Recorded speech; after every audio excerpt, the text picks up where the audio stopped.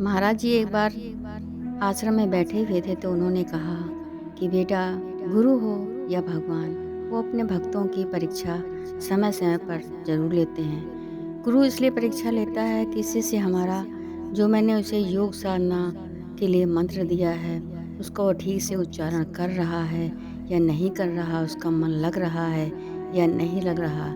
इसलिए गुरु भी कभी कभी अपने शिष्यों की परीक्षा लिया करते हैं और भगवान इसलिए परीक्षा लेते हैं कि धरती पर मैंने तुम्हें जिस कार्य के लिए भेजा है वो कार्य तुम कर रहे हो या नहीं। आज की कहानी इसी पर आधारित है कि प्रहलाद का जन्म इसलिए हुआ था कि ताकि आप संसार जगत में जाकर अच्छे अच्छे कार्य करें और लोगों को ईश्वर के प्रति प्रेरित करने का प्रयत्न करें। लेकिन जब हिरण्यकश्यप का वध हो गया तो उसके बाद प्रहलाद राजकाज में पड़ गए और उसी में अपने जीवन को विलीन करते रहे। कुछ दिनों के बाद वो एक ही तीर्थ स्थान में भ्रमण करने के लिए गए। वहाँ पर उन्होंने अनेक ऋषियों के दर्शन किए, उनका आशीर्वाद प्राप्त किया।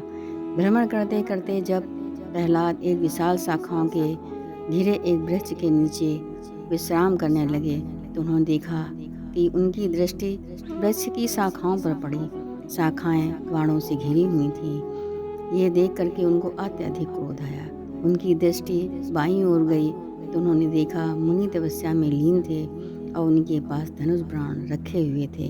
प्रहलाद ने समझा कि मुनि वेशधारी ये दोनों ही दुष्ट प्रवृत्ति के हैं तथा अहंकार से ग्रस्त होकर इन्होंने शाखाओं को बाणों से घेर लिया है। उन्होंने अहंकार में दोनों को युद्ध करने की चुनौती दे दी। मुनि प्रहलाद के साथ युद्ध करने के लिए तैयार हो गए। दोनों मुनियों ने प्रहलाद को परास्त कर दिया।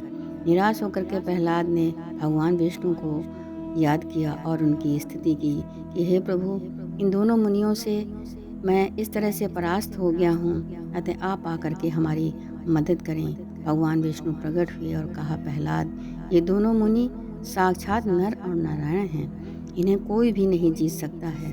नारायण को तुमने चुनौती देकर तुमने बहुत बड़ी भूल की है। प्रहलाद, तुम्हारी भलाई इसी में है कि अभी इनकी आराधना करो और इन्हें प्रसन्न करो। इसके बाद प्रहलाद ने आराधना की और उन दोनों मुनियों को प्रसन्न किया।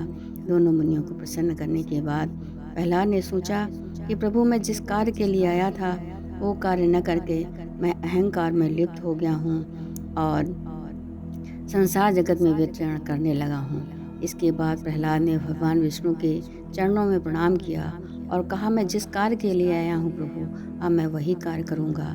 प्रहलाद अपने राज्य वापस गए और अपना राज्य उन्होंने हिरण्यकश्यप के पुत्र बंधक को दे दिया और कहा कि मैं बद्रीधाम जा रहा हूँ।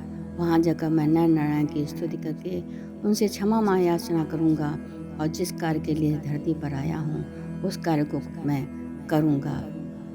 इस कहानी से ये शिक्षा मिलती है कि आप जिस कार्य करने के लिए इस संसार रूपी सागर में आए हैं उस कार्य को आप पहले करें। आप माया के चक्कर में पड़कर भगवान से किए गए वादे को भूलकर अन्य कार्यों को करने में लग जाते हैं। इसलिए हमेशा याद रखिए कि हमें वो कार्य करना चाहिए जिस कार्य करने के लिए धरती पाए हैं उसका पूरा कर देना हमारे जीवन का श्रेय है और हम अपने लक्ष्य की ओर आगे बढ़ते रहें।